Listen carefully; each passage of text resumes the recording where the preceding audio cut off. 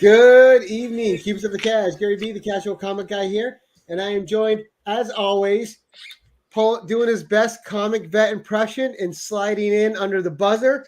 We have Rob Stax Comics in the house. How are you, Rob? How are you, sir? I can't do math. I honestly kept reading that 8:30 Eastern and kept going, oh yeah, 6:30 Western Pacific, no problem. And thinking it's funny because you had it right last week. It's hilarious. Whatever. I'm here.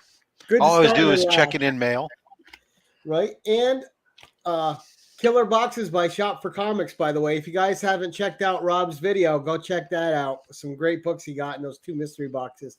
And of course, our man of the hour this evening, we have none other than Southpaw Brad himself. Now, pleasure to be here. Before we say hi to the people in the audience, Brad, as I like the guests to do, for anyone that's watching on the rewind, give a quick summary of yourself and your station, just a quick introduction, and then we'll say hi to the guests. Yeah, sure. I appreciate it. It's a pleasure to be here. And hello to everybody in the chat. Thanks for dropping by to hang out with us. Southpaw Brad, I'm on YouTube and Instagram. I typically try to post a couple of videos a week. It's usually Wednesdays. I do new comic book day stuff. The last couple I've actually partnered with someone randomly to do that and share. And I've enjoyed that because we're not always buying the same things, so you get good recommendations and stuff that way. The other videos I post are typically unboxing videos, and that's what these stacks are. Each one of these boxes represents one future video. So I've just got to find the time to jump in there and share those. So it looks like a lot of goodness behind you then. So good that I can't remember what's in each box. So it's that's like great though when it's a surprise again. It's like sending a book off to CGC. When you get it back, you forgot you owned it. Exactly. Yeah. Exactly. All right, let's say hi to the chat real quick. So we had TM Nerdy beating everybody in tonight. Station Travis. What's up, Travis? All right, we got Southpaw Brad sneaking in there to say hi to all you guys. Jerry the Jitterbug, good evening, buddy. Naaman, how are you, sir? Sleepy up, Reader, thank you for joining us. Hey, Damien. Shop for Comics, how you doing, sir? Richard Stapp, good evening, Richard. Minutia Minute, how are you, buddy? Thank you for joining us. All right, so we're going to get rolling with a couple easy questions at first. My first question is, all right. Given that God is infinite, and would you like some toast? So Southpaw Brad, it could either just mean you're left-handed or it could mean you have a boxing background. Which is it? I am left-handed. So when I first got into just a little history on the name. So about a year ago, it's right at a year ago, my oldest nephew said, hey, what if we got into comics again and started like going to the LCS every week? And I said, yeah, that sounds great. And so we started doing that. And then once a month we go to the LCS and hang out and bond in that way. And I started out, I went down, you get into it. And then all of a sudden that one day I said, I wonder what's on YouTube about comics. And then I went down the rabbit hole. So I started out using my YouTube account for work. I'm in real estate. So it was a real estate, name that I had. And because I was never going to get into this so much that I would create my own videos. So I used my realtor handle for a while. And I think people, when I was in the chat, I think they assumed that I was soliciting business or something. So I said, well, I need to make this my own and create a personal account. So I said, well, I'm left-handed. I embrace that. I like to, every time I see somebody left-handed, I like to, high five. It's a big deal to me. So that's where I came up with Southpaw Brad. All right. So no boxing. No boxing. Okay. Just unboxing. Right? Exactly. But you are a sports guy. Yes. So do you also collect sports cards as well as comics? Here and there, I do. Some now it pretty much, I mean, I don't do a whole lot of every once in a while I'll buy some packs and stuff. But my sports card background over the last couple of years pretty much focused on targeting players like rookies that I thought might do well, or future Hall of Famers and that kind of stuff. And to me, it just made more sense to buy the rookie card of that player and not buy packs and hope I got them. I could just buy the card. Yeah, just buy the card. But I'm mostly comics. It's mostly comics for me. Well, so let's go into that aspect though, because in your description too, you state that you're investing in speculating side of comics. So can you tell us a bit more about the investing in speculating and how it pertains to you and your enjoyment of the hobby? Yeah, I think part of your enjoyment. Yeah, I think it's the thrill of targeting something, getting it for a really good price, and maybe like cover price or less, and have it blossom into something greater. That thrill of just buying something for a good price and it becomes something bigger.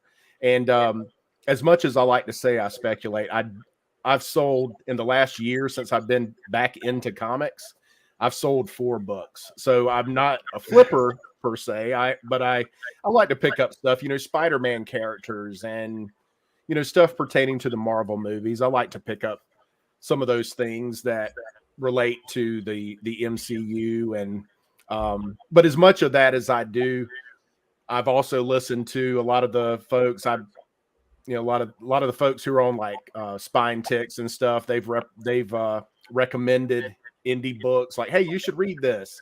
So I've gotten into. I'm a reader also. I don't just buy books and bag them and stick them in a box. So yeah, I enjoy that aspect. Now, have you gotten to the slab aspect yet of comics, of having graded books? Is that something that interests you, or you have a box of them hidden back there, or 40 or something? Not like your co-host, but I've got I've got 9 total slabs. 9 total slabs. I like the idea of Rob did. How does that even work? Yeah, Rob got back that many last week probably, but right. But, no, CGC and CBCS are pretty backed up, but right. So yeah, you submitted them this time last year, and but I mean, like 2 of those 9 I've got sitting here. These were like I don't know if you guys have heard of the low grades. There's a couple of guys, it's a funny show on Friday nights, but they're also really great guys. They give back to the community. So they do raffles for different things, whether it's like canine cancer or, help at children's homes and that kind of stuff. So they're really take the comic book thing and go another level with it. So they did a raffle, and like I won two slabs on. That's a nice cover. Who signed it? That's Scotty Young. Yeah, Scotty Young on the bottom there. So he signed by Scotty Young on 9/21/2014 at Rose City Comic Con. So that's a good win. Yeah, I won that one, and then it was a 2 slab win. So this one is Venom #1, and this is the Clayton Crane cover, and it's signed in gold by Clayton Crane. Nice. So he's got one of the best signatures in the business. Yeah, really cool. I like when he does like the multicolored markers on those things, but it's nice, really nice one. But those are my first 2 slabbed signed books. So that pushed my 7 to 9 winning those 2 in that raffle. But so would you say you're on the edge of the rabbit hole for slab books, or you're okay not having them? When I've targeted some that signing. Yeah, I'm sure we'll talk backstage, and Rob will just kind of give me a gentle nudge to. I've got several books I want to send in, but all the horror stories have kind of kept me from doing that. So overblown. Yeah. I mean, but that's like anything waiting. Else. Go ahead, Rob. I say, except for waiting, it's most of those stories are really, they're they're a small percentage, very small percentage, and based on the amount of volume that's done, you expect there to be certain, even if you're running at 0.5% of issues, that those numbers get big as your total quantity served gets big. But the only thing that's really a problem is delay time. And it's, if you know that going in, then you can manage it. Yeah, and I guess if you don't have to have something back quickly. It's in good hands, I suppose. And it's like anything else that's out there. The bad stuff is always the most talked about. No matter how small a percentage of it's bad, that's the only thing that makes the highlight reels, right? Right. They could perform at 98%, and you're only going to hear about the 2% that's wrong. It's very boring to hear that. Hey, I sent my stuff. I got it back in a decent turnaround time, and it was done excellent. It was done well without any errors. I can tell you though, for me, it was a slippery slope, right? Because in 2019, I had 0 slabs. I am now on my 4th box. And what year did you have 0? In a couple weeks, probably. What year did you have 0, Gary? 2019. Yeah, was that the year y'all met? What's that? Was that the year y'all met? No. I didn't meet Rob probably till 2020, I think. Yeah, I don't think 2019. I'd have to go back and look. I think that 2018 might have been when I got my first slab, and I know, there's something nice. I got like 300 out waiting to come back, let alone to. Wow, now that's amazing. You touched upon creating the YouTube account. Yes. So, what made you actually want to create your own channel? I think once I got into it, once I saw other people, how good the community was, and just wanting to kind of have a voice, I guess, just, get out there and share what you do. And it might not be everybody's thing, but just kind of throw it out there and see if you can find some like-minded people. And it's actually led to, going down this rabbit hole. I say that jokingly, but going down this rabbit hole, it's led to me actually being able to meet some people in person. So Tylox the Mighty, he lives about an hour away from me. So we've gotten together a couple of times. So in a year, I've, met a good friend and somebody we have comics in common. So that's great. And have you gone to any cons? We've had a couple of local, like smaller local cons here. And so me and my nephews have gone to those. And I've got my oldest nephew, he likes to look at the wall books. I like to start digging and find the treasure in the long boxes. But we've been to a couple of those. There's another one coming up in April. And I'm sure we'll be doing that one. And last year, so once we got, it's my oldest nephew and my youngest nephew. And we kind of do this together, and just gives us a bonding opportunity, to hang out. And I'm still a cool uncle, so I'm thankful for that. And so we last year we were talking about doing a trip over the summer, and they said, "Well, what could we do?" And we start naming things off. I said, "What if?" Because once we got into comics, I said, "You guys should go back and watch Comic Book Men. Just to kind of see a lot of that's." Most of that is staged. So most of that definitely. Yeah, but it's cool to go back and see what they were buying and selling books for back then. So that would have been around 2011, I guess, what they were buying and selling books for back then. And so we decided to take a long weekend to New York. We drove from South Carolina, which I'm located in Columbia, South Carolina, right in the center. We road tripped up to New York and stayed in Times Square about a block away from Midtown. And on Saturday, we spent the free comic book day. We went to the Secret Stash in Red Bank, New Jersey, and spent free comic book day at Jay and Silent Bob's Secret Stash. So I've been to the Secret Stash. It's a cool place. I was there before they moved, so I haven't been to them since they've moved. And they had just moved when we went, so we got to see the new place. So that was cool. Yeah. I mean, they weren't cheap, but it was still fun to be in there, especially if you like Kevin Smith and them. Yeah, and it's an experience. Yeah, so like Mike's the shop manager now, so we got to get our picture taken with him. Walt was there, so we got our picture taken with him. In fact, I'm repping my 4-color demon shirt. Nice. It's the premise of the shirt is that it's the world's first comic book biker club.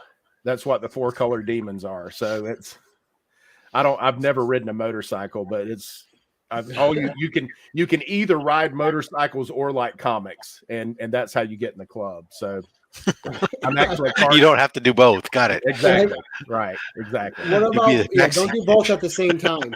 That's what the backseat or the sidecar is for. Exactly.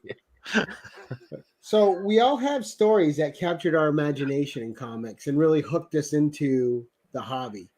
So when did you start collecting comics? Have you always collected? And what story really drove you to stay with comics? I think so. I anticipated a question like this, so I was pondering this today. No, I did not get any special seltzer water there, but they were that visit exceeded my expectations, though. I was very pleased with. I thought they were, none of the Hollywood stuff got to their head. They were very accommodating. I actually called Mike Zapsik before we got there and said, "Hey, I'm going to be taking a road trip, in a couple of weeks. I'll be spending free comic book day there. Just wanted to let you know." And afterwards, I was like, they've had people from all over the world come to that shop. He doesn't care about a couple of guys from South Carolina road tripping up there. But looking back, my mom has always been supportive of that.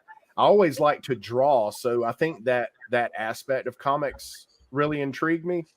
And so I would walk up right outside our neighborhood was a convenience store that had those old wire racks. So I would go up there and, look through the comics there and grab stuff. And sometimes when my mom she'd go grocery shopping, she'd drop me off at a comic book shop and I'd go there and hang out. So those are some of my earliest memories. And I always kind of liked Spider-Man back then. But that would have been like late 70s, early 80s. Probably. That was a great time for Spider-Man. Yeah, for real. Yeah, that was really good. So in the 80s, when I was collecting, I would say like early to mid 80s, John Byrne was doing everything that I liked. So Fantastic Four run that John Byrne did, the Alpha Flight. I mean, he took Alpha Flight from issue 1 for quite a few issues. And I just liked the way he drew his characters. Spider-Man was this lanky, he looked like a lanky teenager. He wasn't this muscular built guy. He drew him as he probably would have been. So I remember that. I still have those very books that I bought. We were talking backstage about that a little bit. I still have those John Byrne books that run. And Byrne's one of those artists where he had a style that fit almost any character. Yeah, so you think about that Fantastic Four run he did was, that iconic Galactus cover with the Avengers and Fantastic Four, battling Galactus. I can't remember the issue, but he did some really iconic covers and some great storylines with Doctor Doom versus the Fantastic Four. And that Alpha Flight run was that issue 1 with that yellow back, the yellow cover and I just liked all the characters, seeing all those characters on the cover. I love that. Well, and that was the Bronze Age, man, was Rob and I have talked about it. It was the best age for covers. There was just always so much going on. Your opinion. You could spend so much time just looking at a Bronze Age cover and, before you even got into the book. And usually what was on the cover represented what you were in for when you got into the issue. And you knew you were in for a good time. There was a lot to appreciate in a Bronze Age cover. Yes. A lot. Now, what's your take on that, Rob? I enjoy Bronze Age covers, don't get me wrong. I don't feel that they're the best, but they have a lot to digest on their covers. That's for sure. Yeah. And they're fun. They're definitely unique and I enjoy them, but I tend to lean more towards genre specific. I tend to lean more towards the silver and late golden age, the atomic age, because I like sci-fi stuff. Nothing wrong with those either. I wouldn't argue against those books. Those space books are brilliant. And the pre-code horror books are amazing too. The covers on those. Yeah, the show I was on Sunday, we were talking about a couple of books that I'd traded for when I was a kid, like just going through and looking at those covers when I was showing them. This is a bit of a horror story now, but okay, we're ready. The color on these Ooh. covers, I mean, it's so vivid. It is. Now, this was one of the ones that I was like, okay, I need to send this in to CGC for sure. And I said, well, let me flip through and take a look at it. The first appearance of Abomination. So I flipped to that page and somebody had cut out Abomination's face. Oh.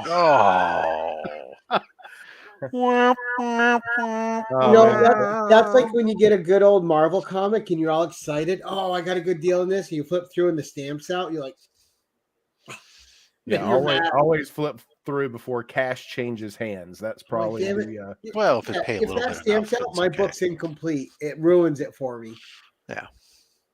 Yeah, but can't win them all. And I was a kid, I'm sure I traded somebody for that somewhere down the road. So no, there's something about those covers, that silver and late golden age. The paper holds those inks very, very well. That even when they've been read and loved and creased and whatnot, unless they've been left in the sun for years, my God, those covers just hold that color so well, and that's what makes them so great. Yeah, it's amazing. It's very, very vibrant. It's surprisingly so. But yeah, that's cool. So that was a Silver Age book. So you heard me say bronze is my favorite age. Rob's is silver. What's your favorite age? Silver / atomic. Yes. But my favorite probably I think probably by access. Damien said he cut all the stamps out. Yeah, that's the guy. We need to find him. On the upside, he's got a full collection of stamps. Yeah. I think they just put out a hardcover book with all the stamps, like the art of all the stamps or something. That would be really neat to check out. For me, I would probably say bronze because it's the one I'm most familiar with. I like some of those Silver Age books as well, but just by nature of what I collected the most until, in my history, until I got to the present, which when we started a year ago, I think I had 2 short boxes. Now I've got 23. So I've been active collecting, but probably the time that I collected the most would have been probably the Bronze Age. So I would probably go with that as my favorite for that reason. Nice. All right, so we all have odd reads we like too. What's your favorite odd read? Like a series that was odd. Translation. Are you into men in loincloths? Rob's busted on me. That's it. I'm out. Like when you came on, I was reading Spanner's Galaxy, a great little 6-issue sci-fi series from DC from '85. And, I like those little odd reads that you find. Do you have anything that's odd that other people might not be into that is just like fits you uniquely? I don't know. I mean, I don't know if it's odd, but I think just being into buying, I just like first appearances, and I'll go down these rabbit holes of where I'll buy first appearances of the X characters, like some of the mutants, the different mutant characters. Some of the different mutant characters I'd like to buy their first appearances and stuff. So for me to shift my mindset where, all right, I'm watching shows, I'm hanging out with people on other, I did, for Spine Ticks, when Sith was taking a break in December, I did a couple of the other guys kind of held it down on Saturday night while he was taking a break. So the designated decoys, as they were called. So which is a great name. Yeah, fantastic. And I sat in with them and just listening to them and like, hey, if because the real conversation happens in the backstage after the show when we start talking about, hey, if you like that, then try this. So I wouldn't say it's weird, but it's probably just a shift in mindset for me, was just branching out and reading things I wouldn't, indie titles, and it's mostly recent things now. So The Many Deaths of Layla Starr, and you know, some of the Image titles. I read Barbaric, which is, I think they're Fantastic. Vault. Yeah, it's really good. But so just branching out, you know, not doing my typical thing and just reading some indie titles. So I wouldn't say it's, you know, weird or off the wall, but it was a shift in mindset for me. Jubilee Tattoo. All right. And she was from the Bronze Age. Yes. Yeah. So I wouldn't say it's I don't read anything quote unquote weird, but just a shift in mindset. There he is, Doom Crew. More a shift in mindset, what I was accustomed to versus, you know, branching out and trying some new things based on other people's recommendations. And if their recommendation was right, then, you know, I sought their advice on other things as well. So nice. So I noticed too, your banner had stormtroopers and Star Wars art. So I want to talk a little bit about you in pop culture. Kind of, are you a pop culture fanatic, or what did you gravitate to growing up? Like, what were the '80s cartoons you watched, or the '90s, and what sci-fi or genre things really hooked you into who you are now? I've thought about that a good bit because we had so little. I mean, everybody, I've talked about this with Marcus, Circumstances, about he's like people today are spoiled because we didn't have anything back in the day. You know, there was that I remember there was a Spider-Man TV show, not the Electric Company, but there was actually like a TV Nicholas show Hammond, where and when he shot the web, it was just like a net. You know, it was a net that, you know, caught the bad guys. You can see it unfold from outside when they sprung it. It was hilarious.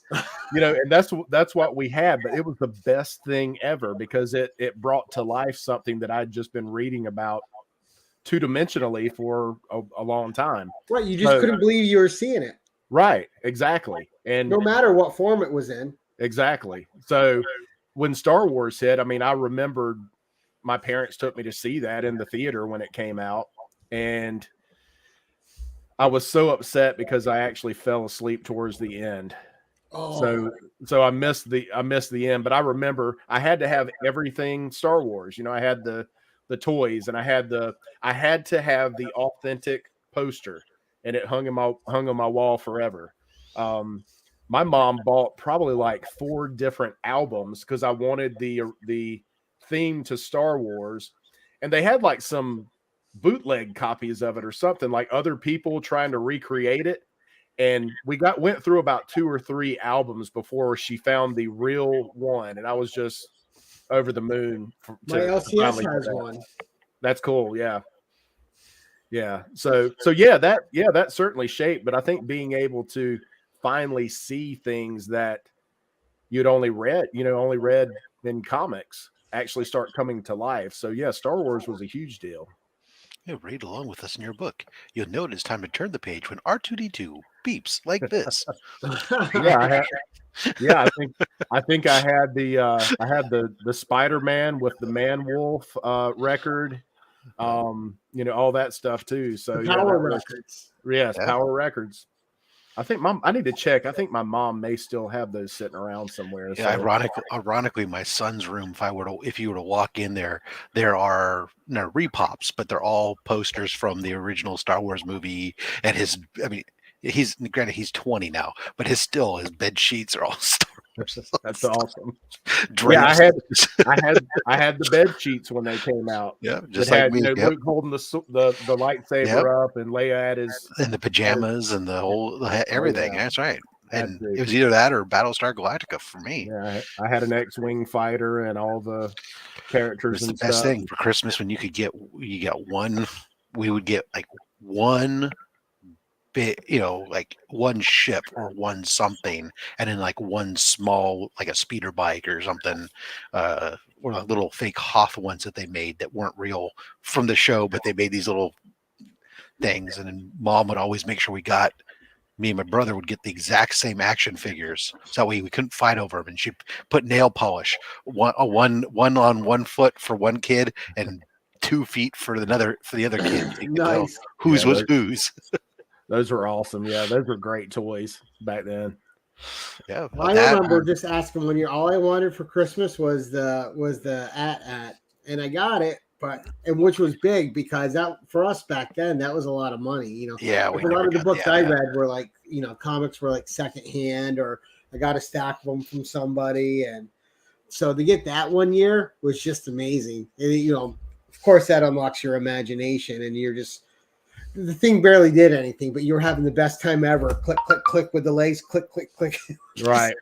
Yeah. Or I even think about because there were so few superhero options back then, like real life superheroes. I just watched a documentary about Evil Knievel and how larger than life. I still want that stunt cycle again. Yeah. I loved that thing as a kid, and I for some reason want one so bad now. I had it. It didn't quite do everything it did in the commercial, but I love that. I loved it. It jumped all the Tonka trucks on my street as we were There going you off go. the curb. Yeah, that was a fantastic toy, man. But that's what we looked to, really. It was real life superheroes. I mean, he was larger than life. He was a big deal back then.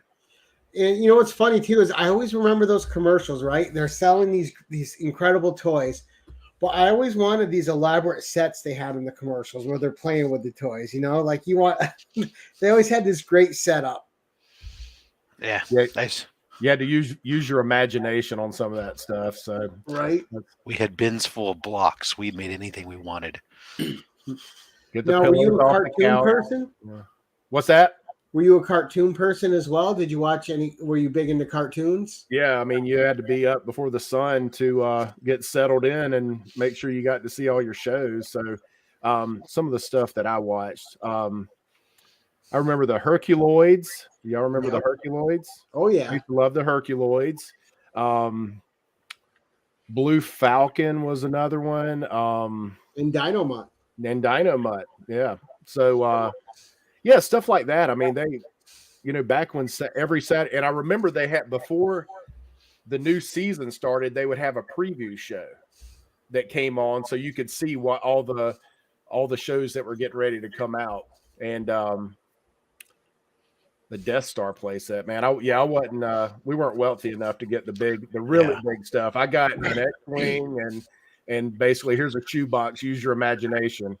But yeah, that's another lost time. There you go. Southpaws. And there's like an International Southpaw Day. I think it's coming up actually, but yeah, that's a lost time. The kids now don't wake up on Saturday mornings to do that. I kind of it was an event. A once a week event. I was always the first person up in the house Saturdays. Well, I was up the first person every day of the week anyway, but especially Saturdays. I had my bowl of cereal and I was sitting there ready to watch the cartoons. And what did you like? What did you guys like? Oh shoot, I liked of course Spider-Man and his amazing friends. Thundar the Barbarian. Thundar was cool, yeah. Dungeons and Dragons was a great cartoon. I had a ton of fun with. Just all these odd ones. Gummy Bears, I thought was a lot of fun. The snow bouncing here and there and everywhere. Yeah, the Gummy Bears was great. Adventures beyond compare. Yes. Super Friends and Super Friends, Looney Tunes, Wacky Racers. Yeah. Dudley Do Right. Yeah. Bullwinkle, freaking. Oh yeah. That Justice League with the Legion of Doom. The Super Friends. Meanwhile, it looked like Darth Vader's helmet. But yeah, yeah. That stuff was the Saturday morning type stuff. The afternoons were the around here was the local independent station would run the Japanese imports. So you'd get the man in giant rubber suit shows, Johnny Sacco and his fighting robot, Ultraman, Space Giants, and then you get Battle of the Planets and Shogun Warriors and stuff like that. And that too. And that's when they have all those fun Land of the Lost, yeah. Land of the Lost. ISIS, I used to watch Shazam. Shazam. Electric Girl. Something. Someone in Bigfoot or Bigfoot and someone. It was Bigfoot with that kid. Oh, I remember that. Yeah. I Yeah. remember that one. I knew the chat would help us out. Yeah, but Space Ghost. Yeah, I remember all that. There was stuff, something man. weird about the Shazam one, though, man. I mean, a kid riding around in a motorhome with an old man. That's kind of weird, Right? But in hindsight, yeah, I did like Land of the Lost. Land of the Lost was awesome. You had Hanna-Barbera, Marty and Croft. You had all those good companies putting out stuff. great space coasters. Yep. Those were the days. Buster and Me. Diamond, how you doing, ma'am? Thank you for stopping by. Certainly appreciate it. Yeah, well, now the kid, the thing is, you don't have to get up that early in the morning because it's just streaming whenever they want. Right. We didn't have that luxury because you only had 4 channels if you were lucky. Right. Yeah, we had the 3. Well, it's funny too because it speaks to how generations change, and like when we were young, having cable was the big thing in your house, and now kids don't talk about cable. It's what streaming services you have, and cable's nothing. Johnny Quest. Yes, how can I forget that? Love Johnny Quest. That was solid. One of the best theme songs too. Yeah, that was a good show. And it was funny that you had brought up the Herculoids. I was just looking at that Blu-ray set on Amazon. Oh, really? Like, $40? I might be buying that. How many? I don't even remember how many seasons that. I don't. Oh, they sell the things in a complete set. Like I have the complete Thundar the Barbarian here. I got both Conan cartoons here that came out.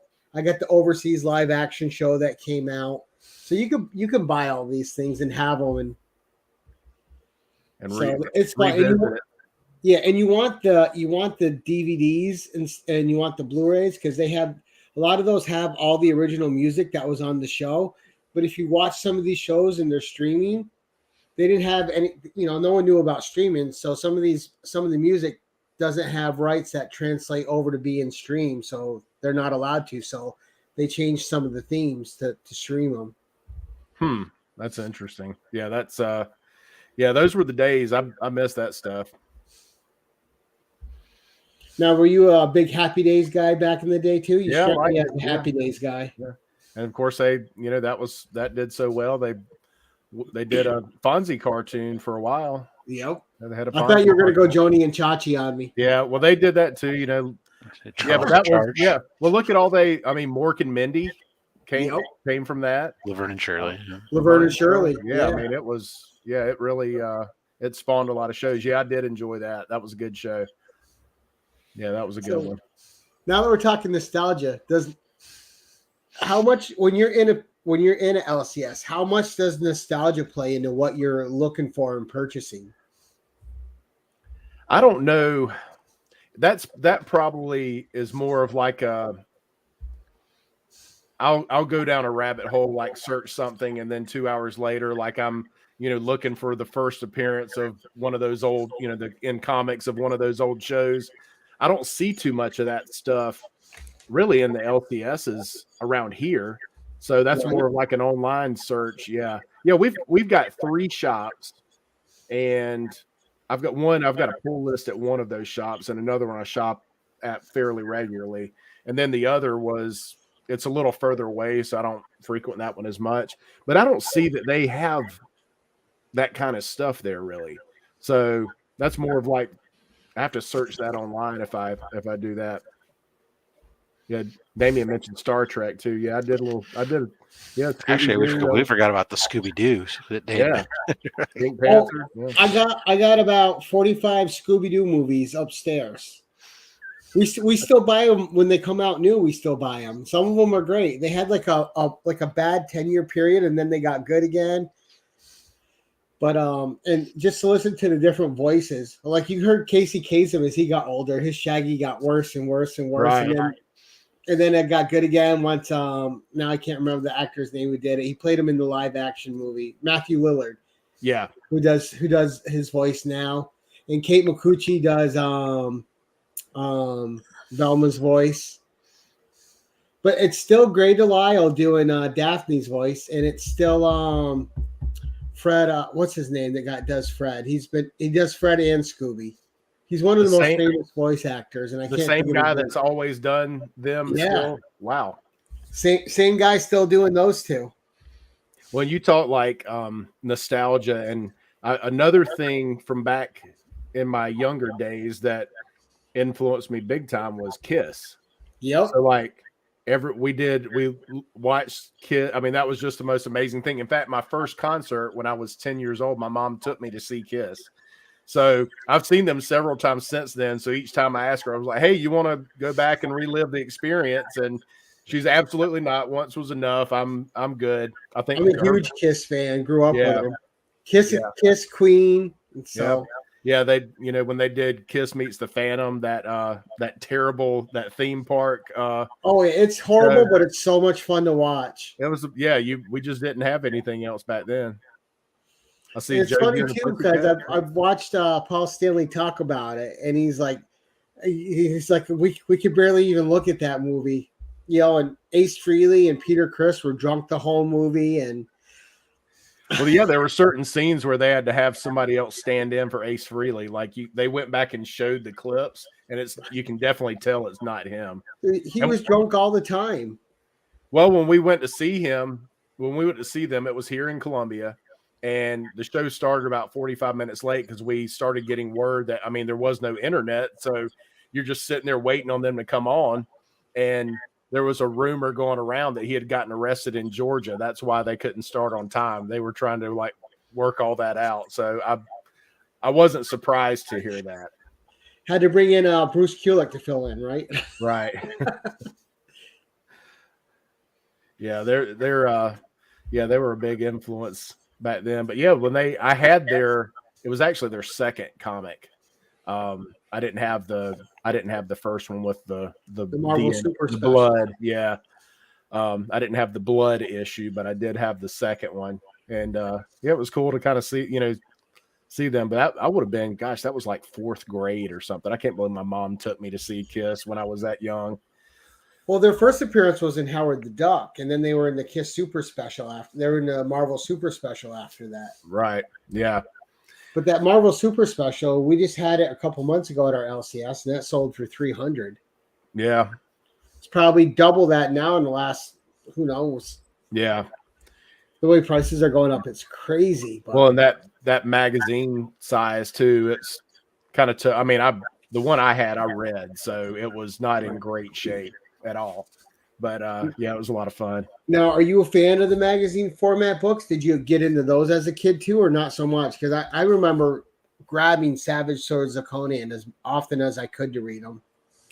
I stuck to just traditional comics. Typically, I had a few. In fact, I've still got a Hulk that I got somewhere along the way that I've had for a while. The Rampage and Hulk. I think that's what the magazine was called, right? Yeah. Yep. Rampaging Hulk. Yeah. I'll grab it. Those have been going up in price lately too. Great cover. I think that's probably why I got it. And that's the next thing I was going to bring up too, is all those old magazines, they had just such incredible painted covers on them and just incredible art. You had people like Neil Adams doing a bunch of them, and Ken Kelly, Frazetta, just all these old artists, which were incredible. Boris Vallejo, Earl Norem. Yeah, this was a Norem cover. Yeah, this is a Norem cover. Yeah, Norm's one of the best. Yeah, that's awesome. Yes, I don't even remember when I got this. I was happy to finally find something I think it sat loose for a long time because I didn't know, when I was younger, I didn't know they had magazine bags and boards. So. Yeah, and that series went on for a little bit. Yeah, because one of those because they always had like at least two stories in those magazines. And in one of those, they did like Moon Knight. Moon Knight was the second story in some of those magazine formats. Yeah. So I don't know. Mostly comics as opposed still to this day, though, there's something special to me about that magazine format. I mean, I still read them. I even get the new horror ones that are out from Warren Publishing, the Vampirus Carmilla and Shudder, which it's like old style horror where you open it, it's all black and white, and just it's so fun and so good. It's like watching a Tales from the Crypt episode. It's just all these little short horrors. Yeah, I saw you share one of your Conan magazines in one of your recent videos, something you had picked up along the way. Either an AOK or something you had bought. Oh yeah, I got more. I'm hunting right now. That's why I haven't. We had like a couple good mystery boxes come up on Instagram lately. I'm like, nope, because my LCS just got in a collection, and in that collection are some rare Marvel Conan graphic novels I want to get. But that'll go for 30, 40, 50 bucks a piece now. But they're rare, low print. You can barely get them, and that was back in the time. Marvel was putting out all those magazine format graphic novels. That was just the general way they did it back then.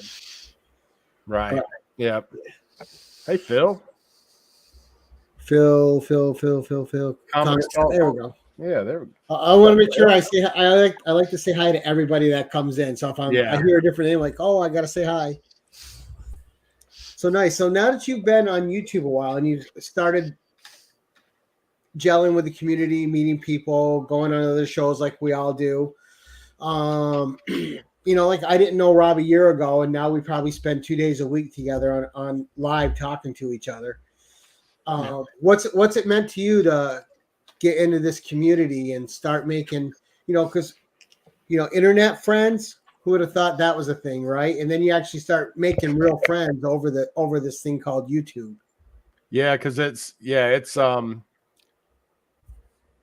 been really cool. I mean, because just to see, I mean, I have that my nephews, but I don't know many other people. I mean, none of my friends, I'm not sure they even know I collect comics. So, we connect on other things, but I don't think most of them know I collect comics. So it's been nice to be able to, have the types of conversations you want to have with people that you're close to, but you can, you just find other people. Yeah, there's one of my guys there, Southpaw Brad. That's Roscoe's coined that. What's up, Ty Locks? Yeah, it's been nice to to realize that all these people are really cool, very supportive and just good all around folks. And you start chatting with them and realize you got other things in common, and so it's been nice.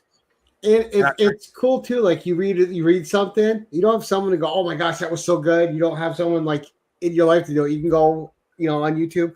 Rob, did you read this last week? Wow, was that good? Yeah, you have to. Yeah, you're forced to. Do you guys have people that you meet like that are close to you that you interact with in the comic realm? I do at the comic shop. I have maybe about 8 to 10 people here I get to talk to regularly, weekly about comics. So I'm not missing that part. But I know a lot of people don't have that in their day to day. The people around them don't collect or don't know they collect or aren't interested that the person collects. So it's not a shared hobby. Now, do they know that you're a YouTube star? Are they familiar with your YouTube? A person on YouTube. I think star is in no way an accurate term. They know I have a channel on YouTube. Yes. And it's interesting I got my stickers up in their shop, and some of them have even been on my channel, and they'll be on my channel again. But yeah. Unlike my work, everybody knows because anytime I join a meeting, there's this, and then my entire team or I'm drinking a mug, and then my entire team in Romania showed up one day in Rob Fat Stax T-shirts on a meeting. They'd ordered them internationally. Hey, at least you got that support though. Yeah, that's cool. Yeah, they're all going for raises. See, Rob, we care. And it's interesting that most of the people who go in comic shops don't even know there's a community on YouTube, or they're not familiar. They're just kind of plugged into the books. They don't choose to go down the rabbit hole. Well, I think the funniest thing, and this is coming from someone who spends a day or so a week helping out in a comic shop for fun, is people that are new to it coming in and walking up to you going, What's going to be worth money? Well, if we knew that, we'd all be retired. Yeah, I wouldn't be working in a Tell me comic what's going shop. to be worth money. I want to buy Let me that. take you to the incentive wall, my friend. This book here that's $100, definitely. Yeah, yeah. yeah, just Well, yeah, it's just upsell 'em. amazing. Yeah, upsell them. Are you? Yeah, you aren't working on commission at the comic shop, are you? That would be a perfect way to upsell them on. No. I don't sell at the comic shop. I'm there and I help out a friend. That's He's there to so secretly far- look through the back bins for the stuff that he wants for himself and to claim it first. Always. I mean, that's one of the perks of working at a helping out your buddy at a comic shop, right? Heck yeah, I'm jealous actually. So You that's see something come in, you look through it, and then there's 4 or 5 of you that go, "All right, do you want it or do I want it?" yeah. I've considered it standing in the shop, like dropping hints, like, "Hey, you seem overwhelmed. Are you doing all right? You need a little help." But yeah, Well, I think it would be worth it. if you're ever looking for a book too, it never hurts. Everyone thinks that what's on the floor is all a comic shop has. That's all that'll fit out on the floor. There's always a room with walls of backstock. Right. Always, if you're looking for a specific book, ask people at a comic shop. Odds are they know of its presence somewhere in that store, whether it's in the back room or not. I can't tell you how many times we've gone and pulled a book out of the back room for someone because the copy that was on the floor had already sold or whatever. And with trends, the way things go, you'll have 5 copies of a book sit there for months. One thing will get said, then all 5 copies are sold in one day, and you got 10 other people coming in looking for it. Right. Yeah. A book that nobody cared about for the last 6 months. Now, 40 do you years. go digging in the books in the back? Do you go through there to see if there's anything you're interested in? It's part of the job. So part of the job is when you're helping out, people don't understand that a comic shop is an inventory nightmare. It's just books upon books upon books. And one person can't do that themselves. Now, books put my mind at ease. I go there to relax. I'll go there and you can sort keys, right? All right, let's take this box, open up my app and start researching keys, or you pull the keys out, and that way those can be priced. And then you got the books that are keys that get priced and put out, and then you got the books that are dollar books, or look, this is a 6-issue mini series 1 through 6. Those get packaged together and you could buy it as a whole mini series. And so there's certain, so you're looking through it for different things. But yes, when you're looking through boxes and you see something you like, you set it aside and then you go, "Hey, can you price this for me? Look it up. Let me know what it is. I want to buy it." And you pay the price for the condition it's in. That's not a bad gig. Not a bad gig at all. But you come across cool stuff, like what a lot of people don't realize is a lot of those old books, people didn't sign them on the covers. So you open up a page and the signature's on the inside. Yeah. There's Stan Lee. He signed it on the inside. It's right there. Yeah, they didn't want to mess up the cover with the pen. They would sign it on the inside. I have a book over there that's being held for Jimmy from Smalltown Collectibles. He's a huge A-Team fan. And there was a comic that came out called Mr. T and the T-Force. Yeah. Which I got for 50 cents in near mint shape, which has Mr. T's autograph on it with a certificate of authenticity. Oh, that's cool. Those came it's only worth 50 cents, but it's still Mr. T's signature. Sure. And you just find it, it's still cool, especially if you're from that era. If you grew up watching the A-Team and B.A. Baracus and, Yeah, that's cool. And I think that that book actually came bagged with a card. Yep, I got him a bagged version and an unbagged version. He's got both. So he's got one to read and one bagged and signed. That's cool. Yeah, the A-Team was hot. That was another good show. Yeah, and that had a 3-issue miniseries that came out that's hard to find in good condition. Yeah, I remember that issue 1. It had that red cover. Yeah, that was I had that one too at some point. See But Brian all the things LCS. that as collectors we've had, right? It's amazing.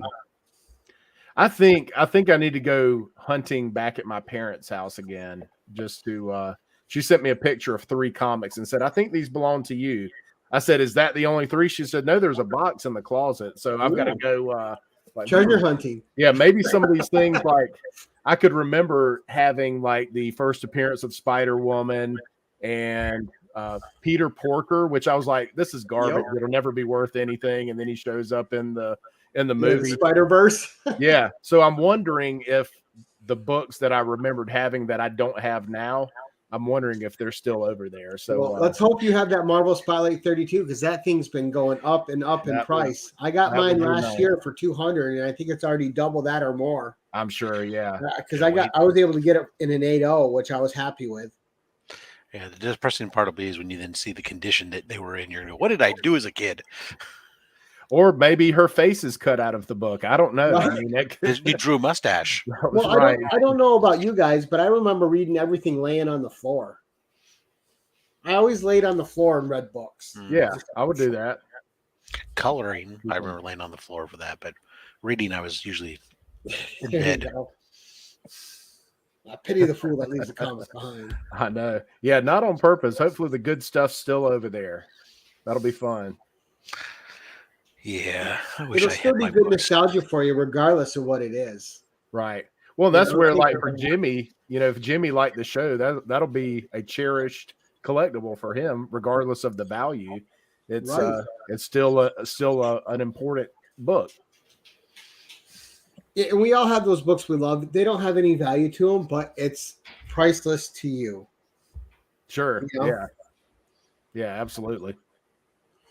But yeah, so much fun stuff. All right, so I'm going to segue over to Rob for a second because we're getting towards our hour mark. But I want Rob's question. I want to hear your answer to it. So Rob, if you would please, sir. Sure. So, people have been watching your channel. It's going crazy. They're listening to your opinions, and they love what you have to say. So much so, Marvel and DC now catch wind of hear you speaking some opinions and secretly approach you and say, hey, there's Southpaw. We need your help. Readership is down. We need some fresh ideas. Now, you can only help one of them. And you can only help one character or one book. What character or book from which of those 2 universes do you think you could possibly help? And what would you try to potentially do to push that character in the right direction?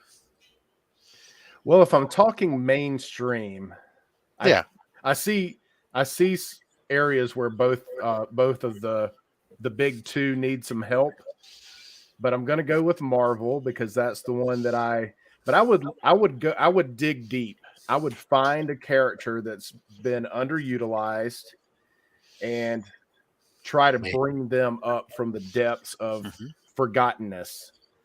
I think I would do a full killer book. Ooh. So I would go. So he was like this clown looking. His costume was ridiculous. His first appearance was not. It wasn't the best costume, but later he kind of became a mercenary, a little more like Punisher or Deadpool. So I think I would make full killer. I would bring him up and try to bring him to the top of Marvel. Make him A status. Yeah, bring him up. I would do an interesting storyline and bring and just try to go after a character that's been forgotten. Interesting.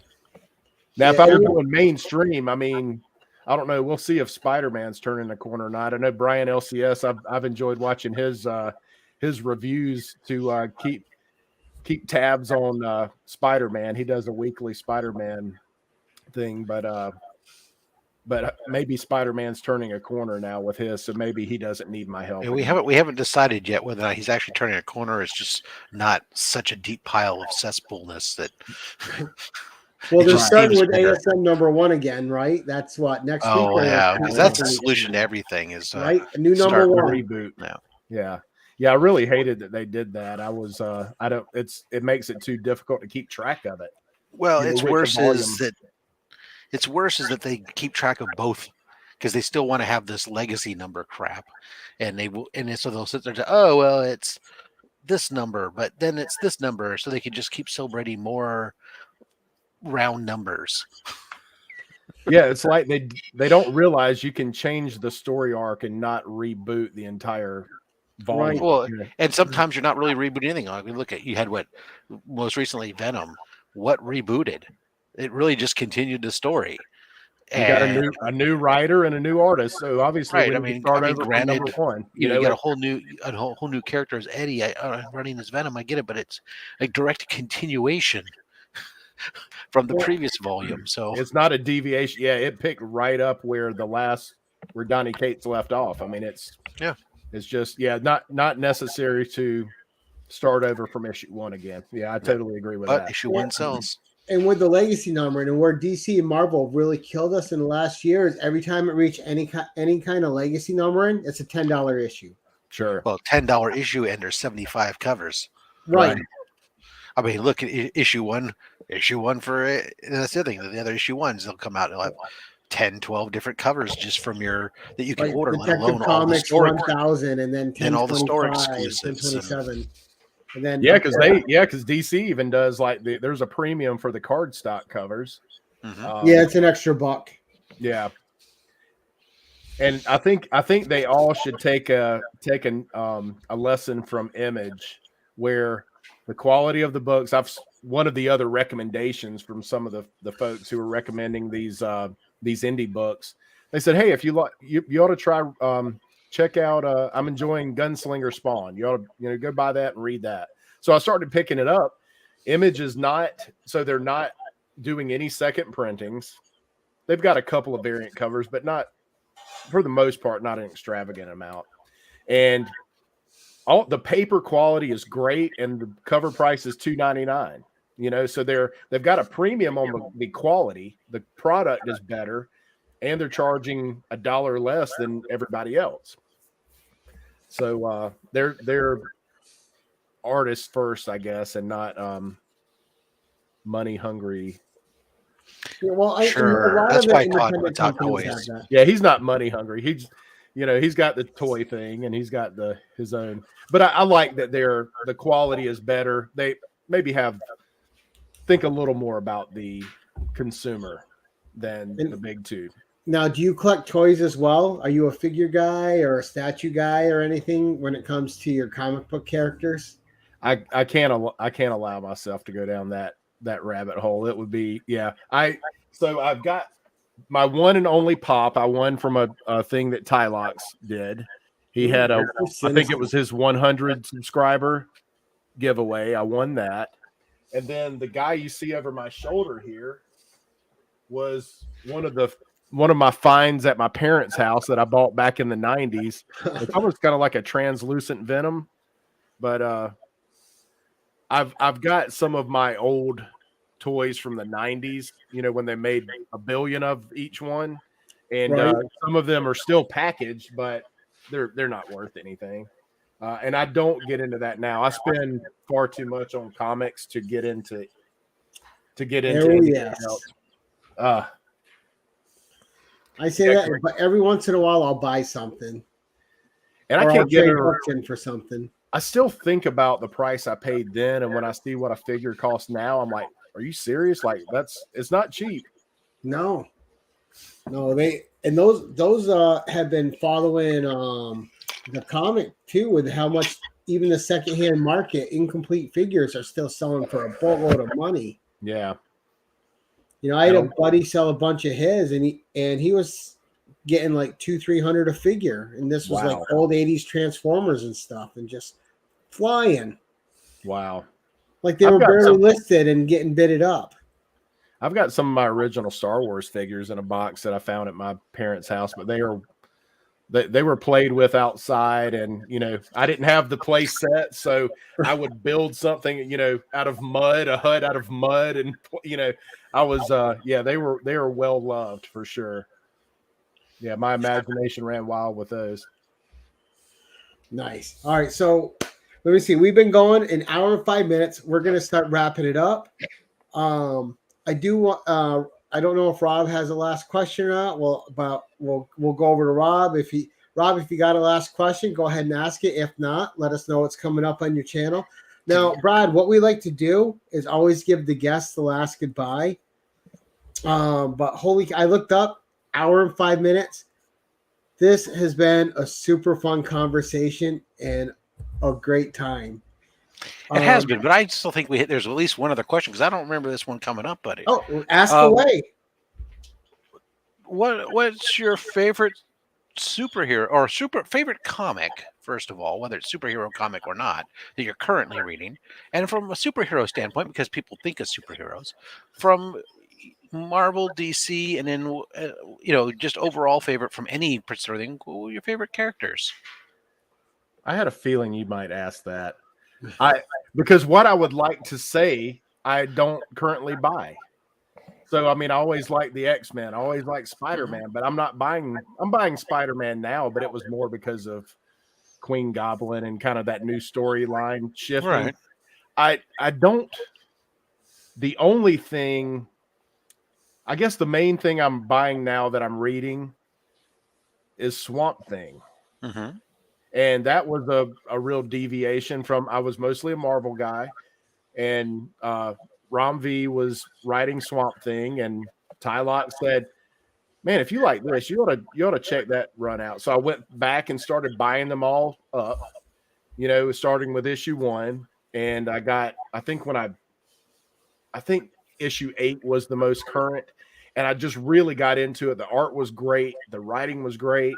And there was a 10-issue run. And that's the beauty of reading a lot of these things now. You can get through a story. I do love that. Move on to something else. So I just read the Supergirl Woman of Tomorrow. That was a spectacular 8-issue run. A lot of people have been talking about that one. Yeah. So I got to issue 9 and it said issue 9 of 10. And then I bought issue 10 at the LCS. And when I got it was issue 10 of 16. So apparently it was well received enough that they decided to, hey, let's keep this thing rolling a little bit. So I would say probably Swamp Thing and Gunslinger Spawn are the two that I'm buying. Now that's not traditional, not necessarily my favorite characters. Now buying, back issues and stuff. I like Spider-Man. I like X-Men. And Fantastic Four would probably be my top 3. Those classic Marvel characters. And again, John Byrne's run on Fantastic Four was incredible. Yeah, those Doom covers he did were great. They were really good. Yeah. Now, have you read Noctera? No, I got when So the hype. good. Yeah, when the hype hit on that one, it took off, and I was just like, I just missed the boat. Sometimes you just decide, I think I'm too far gone. I didn't even, when it came out, I'm not sure if I was recognizing the indie thing that, if I was in the indie realm yet. So I think by the time everybody started telling me about it, I was too far. I'd missed too much, or at least that's the way I felt. So maybe, I don't know. Maybe maybe they'll do a trade or something. I can do that. And it's only 8 issues in, so it's not too bad. Yeah. Well, I wonder if it's difficult. Well, you work at a shop. Do you think it'd be difficult to find issue number 1? Not at all. We have half a short box of them. All right. Well, it wasn't short printed. It's a Scott Snyder written book, so it had that hype behind it. And each issue's had multiple printings. Well, if I can't find one, I might hit you up and see if I can buy one from your shop. I do know for certain that there is a trade already out on it too. So okay, but I probably assumed that I missed out, and I probably have an opportunity. But if that's something you recommend, then I'd like to check. Just because I recommend it doesn't mean you should read. No, a lot of people do. The number ones. There's plenty of them, but at the same time, they might be a little bit more than they used because everybody got crazy when they said, "Oh, it's been optioned," like every other, like every other book that's come out in the last year. Yeah, but it's just going to depend on, which cover you pick up, because there were a lot of covers too. Right. Oh yeah, tons. Did you like it also, Rob? I collect it. I haven't read a single issue yet. I've been doing a fair amount of that. I'm stacking them, and I want to. Yeah. We're in that binge watch realm now, so I want to watch a show. I don't have enough hours in the day. I'm only sleeping 4 or 5 hours a night, trying to work and be on YouTube 1,800 hours a day, and still maintain my gaming friends and everything else. So keep up on TV. Yeah, finding time to read comic books is only get about half of them read. The rest of them I can go, okay, I'll put you away and maybe I'll get to you another time. Well, maybe what we need to do is get Phil, Comics Talk Weekly, to just do like book on tape, and we'll have him read the books to us. And he's got that radio voice, so that would it would almost be my biggest. That would almost be actually no, it wouldn't work for me because I do have to focus while I'm at work, unfortunately. But yes, Brian, I do read some, but it is also I do also have issues when it comes to reading. It's slow, it's hard. So I'll get through a page and have to go back and reread a few pages. My mind wanders, so I fall asleep. I sit down in my recliner to read a book. Yeah, they had not. ADD was not a thing when I was growing up. I was a daydreamer. That's what they called people who had ADD back in the day. So he's a daydreamer. It takes a lot of focus and effort, which then tires you out. Right. And I got 2 long boxes and 2 short boxes of to read books. Where I get in trouble is I don't read miniseries until they're complete, and then I sit down and read it all the way through. Well, that's what I like, and that's what I usually do. Is I usually have a running stack of 2 to 3 weeks worth of books, and there are still some that I pick up that I haven't read, and I don't read the title, and I plan to eventually.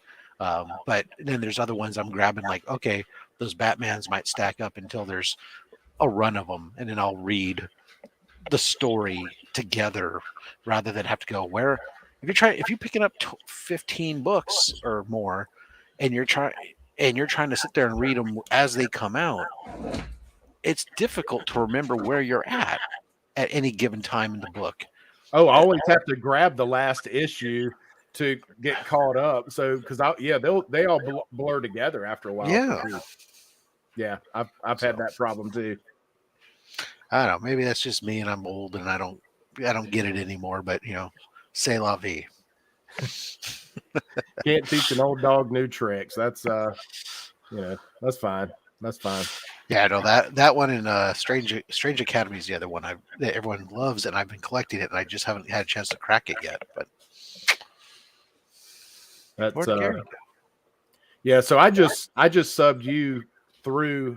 Well, after having watched Gary and watching this show, so you're within the last couple of months, I think, and I've watched a couple of your things. So I've seen you elsewhere. You were with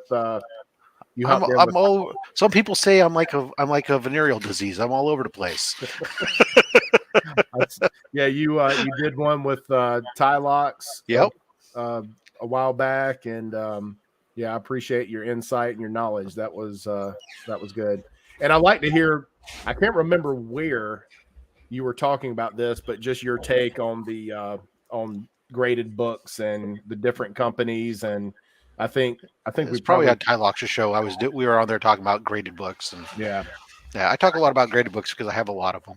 Whenever somebody wants to talk to somebody about it and have some of the information, I often will get people reach out and happy to talk about them. And I'm not super opinionated about any one grading company over another, which is a unique perspective, I think, within our comic community. It's surprisingly experience with all 3 of them, which is there's a lot of preconceived notions about some of those that I don't.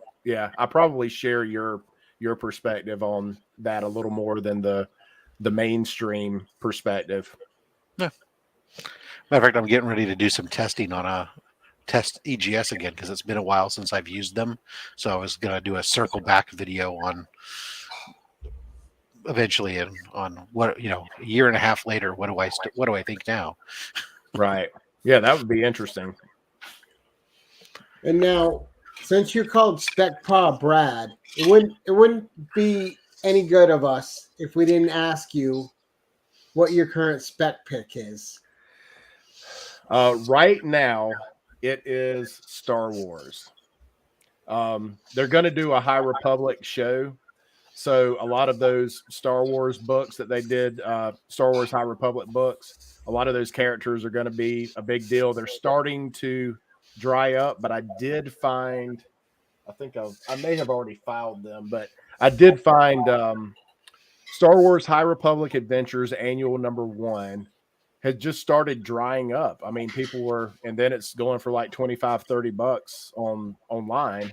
And I think there's probably like four first appearances in that book. I'm a fan of buying books that have multiple first appearances. If they've got 5 or 6 some of those Spider-Verse books, Spider-Man Academy.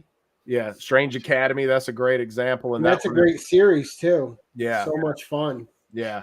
But I'd say right now it's Star Wars probably. Every other issue's got a first appearance or somebody in it. I know, and I wish like DC has they're introducing some interesting characters, but it's a storyline and then it dies, you know. And I wish they would do something.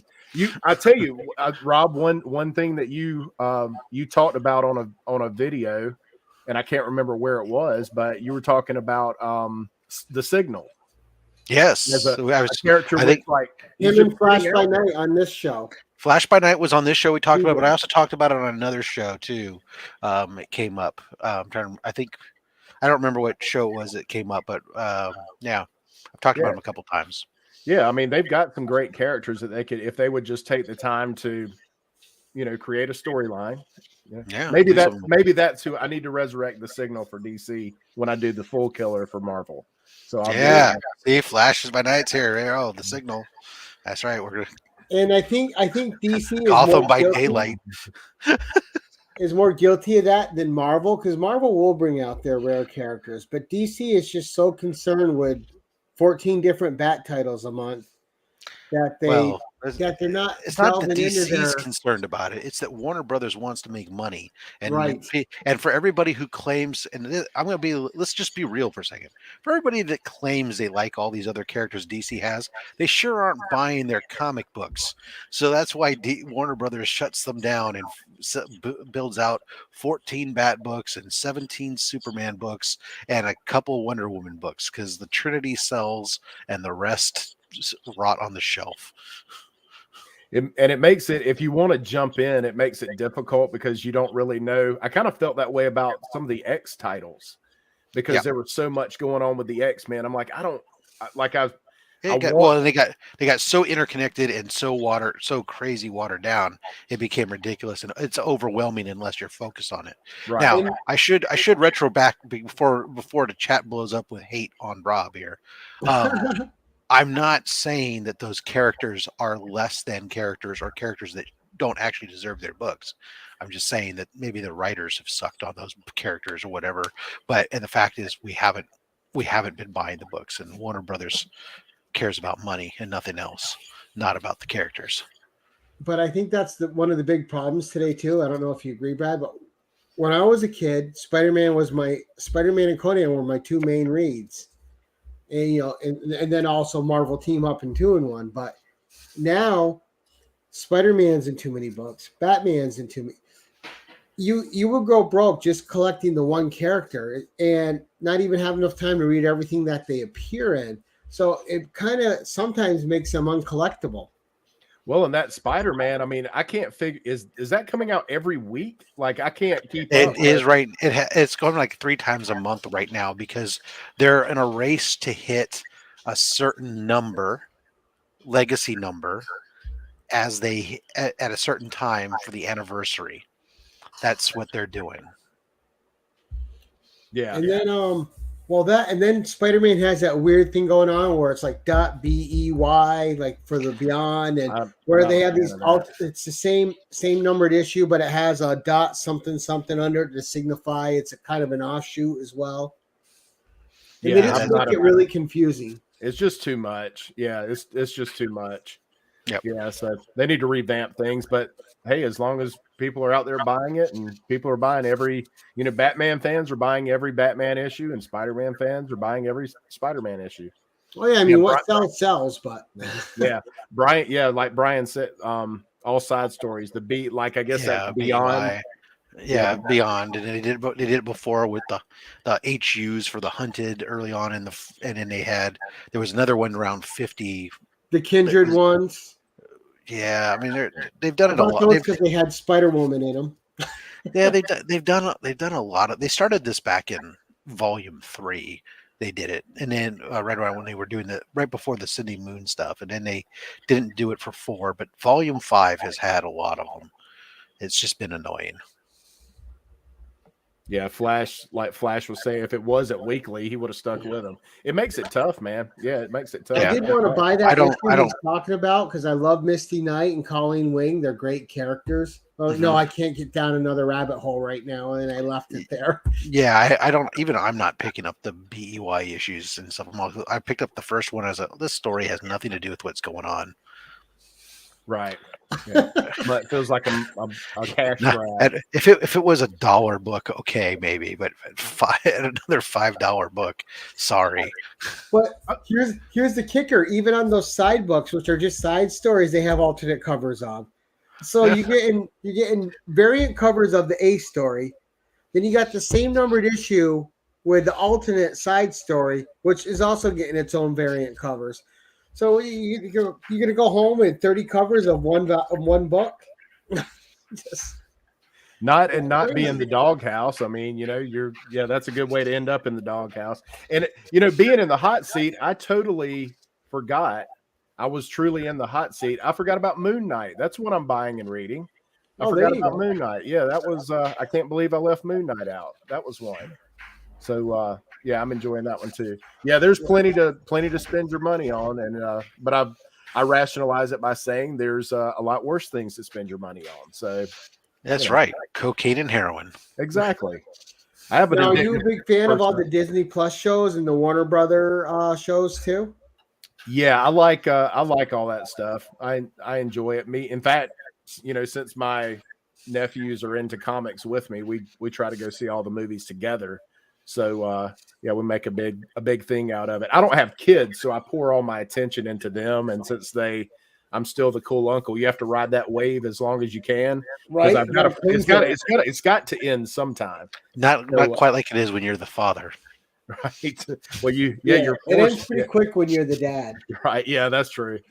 Yeah. So, but yeah, I like all that stuff. I mean, I thought the Hawkeye.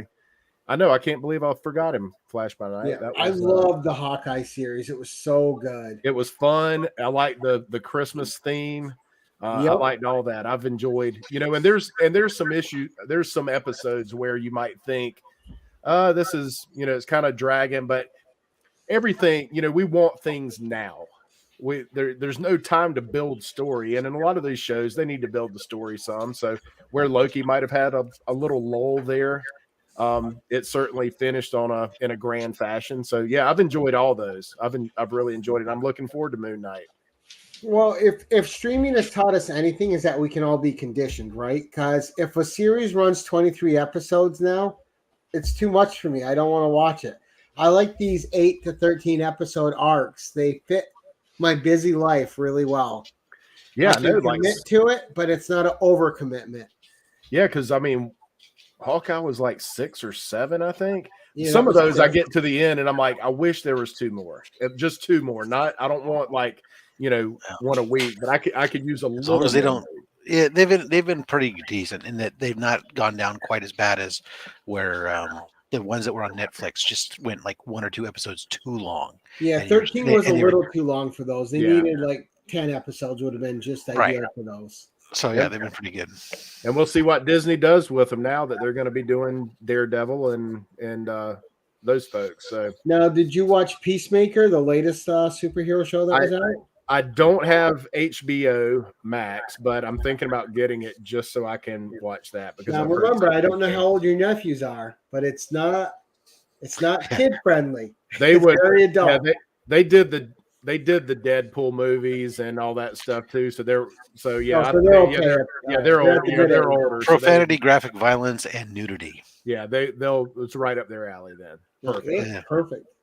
Yeah. I've heard great Awesome. things though. I mean, everybody raves about it. So it'll be interesting to see if they can how these two companies battle it It's out in funny the because I watched it and I didn't care for the first episode. I thought the first episode was just eh.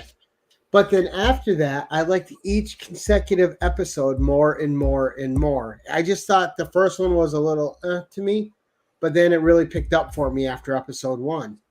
Did you watch the James Gunn Suicide Squad? Yes. Yeah. And it's funny because they take a few of the characters from that movie and they make them main characters in this show. And then you go back and watch the movie, like, oh, there they are. Oh, there they are. You don't even notice them in the movie. Wow. So it was amazing that they took these characters that were just a side note and they made them into characters you actually gave a shit about when you're watching the show. Right. Like Harcourt, a great character, and Diebeard, a great character. And but they were so minimalistic in the movie that you didn't notice them. Right. Yeah, I'm probably gonna pick that up just to watch that show. Well, and Titans was a good show too. I didn't think I'd like it because I hated the marketing for it, and then I watched Titans and I've liked every season. Yeah, I haven't seen. Yeah, I've got some, and I'm kind of in a lull now because there's nothing to watch. So I need something. So I'll probably end up doing that this weekend. I imagine. It's only 8 episodes. Oh, 8 episodes. So you can just, even if you get the free preview for a week, you can bang those episodes out in a day or 2 days. And absolutely, yeah, I'm gonna hook that up this weekend. Oh, good. All right. So I think we talked about saying goodbye at 1:05, and now we're at 1:30. So I think we did pretty good. Well, let's set Rob. What have you got coming up on your channel, sir? Well, Saturday, of course, it is all about Slab Hub. 11:30 a.m. Pacific, 2:30 p.m. Eastern. Taylor Winder will be joining us this week on Slab Hub. And then Monday is going to be mail call. And I honestly don't know what's going to make the cut for this week's mail call because there is a lot of stuff stacked up here, and it can't all possibly fit in there. But there is some amazing. I shouldn't rephrase that. When I use amazing, that's a key word. There's a lot of awesome books in there. There's a fair chunk of spacey books, but there's some other stuff in there too. Yeah. Mark your calendars. So that's this coming Monday. Yeah, Monday. That Monday mail call will always drop got there. Monday mail call. That's right. And there'll be I think on Thursday there'll be Tuesday I'll be on here with you for the 1011. That's right. And we have Switch Comics on the 1011 coming up this week. And so the next 3 episodes of the 1011 is going to be Switch Comics, Adrian from Pandawesome, and then Freaky Louie. So those are our next 3 guests on that. So I don't know if you've seen that show yet, Brad. I saw was Matt Wood on the last one? I watched. Yes. That's the one that's the one I watched most recently. Yeah, I was actually supposed to meet Matt in North Carolina a few months back, and it didn't work out. But we're gonna try and work that out again. I have plans to meet everyone. He's a good guy. Yeah, and he's are you saying that because he's a Conan fan, or he's? Well, that's how I found his channel. But he's a generally good guy. Yeah. So Saturday, I got my my Savage Saturday comic review coming. Of course, it might be late because I might actually miss your show this week, Rob, because I'll be seeing the Batman then. Oh, well, fortunately, the internet does preserve it. Right, exactly. I'll have to catch you and rewind. But I was going to say that's good news for the people watching because it takes me out of the winning prize pool. That's right. You've been on a hot streak as of late. But and again, anyone out there who sees this in the rewind, you need to go watch Slab Hub. Rob gives away prizes twice during that show. And you get 6 polls if you're a winner, and you get some great books. And not only don't go for the free polls, guys, go for the books because the guests that are on there show some amazing books that they have in their collection, and it's just an absolute joy to watch if you're a comics fan. Yeah, I mean, we got guests that are lined up. I mean, obviously we got Taylor this week. After that, Man Cave Comics is coming back on again. Then we got Skeff, and from Skeff's Comic Knowledge is coming up. Comic Man Andy's coming up. There's a whole slew. I mean, there's a lot of great guests lined up with some amazing books. And I might be available to do another show in July when you feel like slumming again and scraping the barrel. It's never slumming when you're having a good conversation, because that's what it's about. It's about the stories and everything else. So absolutely. So, Brad, what's coming up on your channel, sir? Still doing well. This at some point. Unboxing some stuff. Book day, and I've got some ideas for some other content related shows, just education related shows. So yeah, check out Southpaw Brad on YouTube and Instagram. And I usually do a pretty good job of letting folks know ahead of time if I'm gonna spring something on you. So yeah, just nice. Well, I want to thank our audience for being here tonight. You guys were great in the chat. Thank you so much. Super appreciate it. All of you guys catching us on the rewind, we appreciate it. I do want to let everyone know Brad's links are in the description. So go follow him on Instagram, sub to him on YouTube, hit that notification bell. And while you're there, visit my buddy Rob and hit up his channel too. And if you watch me for the first time, what the hell, subscribe to me too. I don't mind. Right. Absolutely. And but Brad, thank you so much for being on the show, man. We really appreciate you coming on and spending the time with us. I know Rob had fun. I know I had a blast, and it was an absolute pleasure getting to know you a little bit better, sir. That was great. I enjoyed it, man. Thank you so much for having me. Good time. It's amazing. We always talk about how fast the time goes by, and you don't realize it. Guest of the show received the home game edition. Wait, right? But travel accommodations provided by YouTube. And until next time, we'll sing ourselves out. Awkward.